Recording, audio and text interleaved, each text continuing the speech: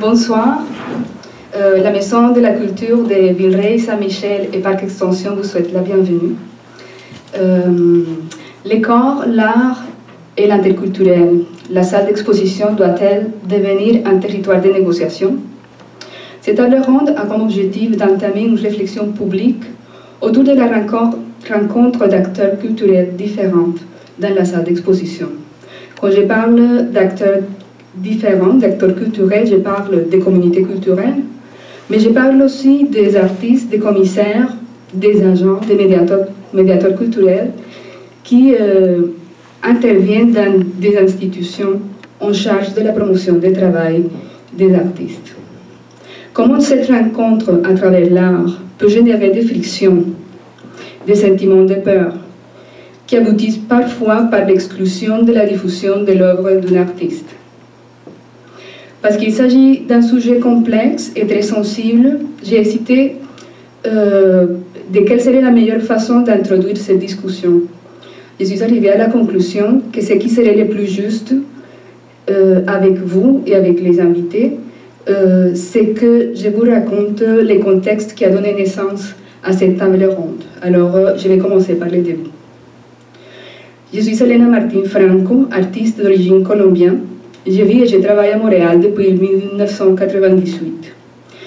L'expérience de vie à Montréal, les rencontres avec sa communauté artistique, les échanges avec le public, mais surtout l'interaction avec d'autres cultures ont fait en sorte que je développe dans ma pratique une préoccupation liée à l'identité.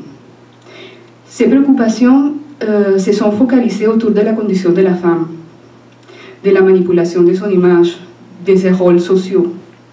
Dans ma pratique, le corps de la femme est questionné comme territoire redéfini par les slogans commerciaux, par la mémoire religieuse et les normes institutionnelles. Ça donne comme résultat une démarche artistique dont la représentation du corps de la femme occupe un lieu important. Mon approche est critique, parfois transgresseur, parfois poétique. Les résultats de vouloir explorer à fond ces questionnements, de confronter mes peurs et de traverser les frontières des tabous dans lesquels j'étais élevée, donnent comme résultat des œuvres qui peuvent déranger certains publics. Alors j'ai eu à vivre dans différents contextes de diffusion les bannissements de certains de mes travaux, à cause surtout de la présence de nudité dans ces travaux. Alors face à cette situation, je me sens interpellée dans trois conditions différentes. Une comme artiste, l'autre comme femme et l'autre comme immigrante. L'artiste craint la perte d'un territoire qui devrait garantir la liberté d'expression dans l'art, mais aussi l'accès au public à l'intégrité de la démarche de l'artiste. Ce territoire est la salle d'exposition. La femme se trouve doublement punie, parce que c'est l'auteur, mais aussi parce que c'est son corps ou la représentation de son corps qui va être voilée.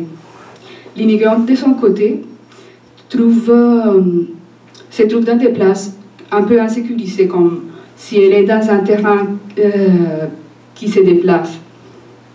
Alors, pour elle, il n'y a pas de vérité absolue. Elle reconnaît les besoins des espaces de transition. Ces espaces de transition seraient en fait des lieux d'échange, des dialogues sans hiérarchie.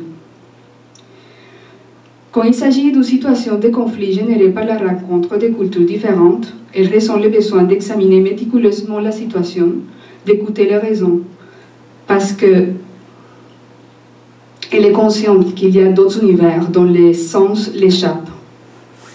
Alors, il est indispensable de trouver un espace de dialogue où chaque acteur puisse s'exprimer. Je crois que cet espace de réflexion est possible, qu'il faut avoir la volonté de trouver et de les créer, qu'il faut faire des efforts.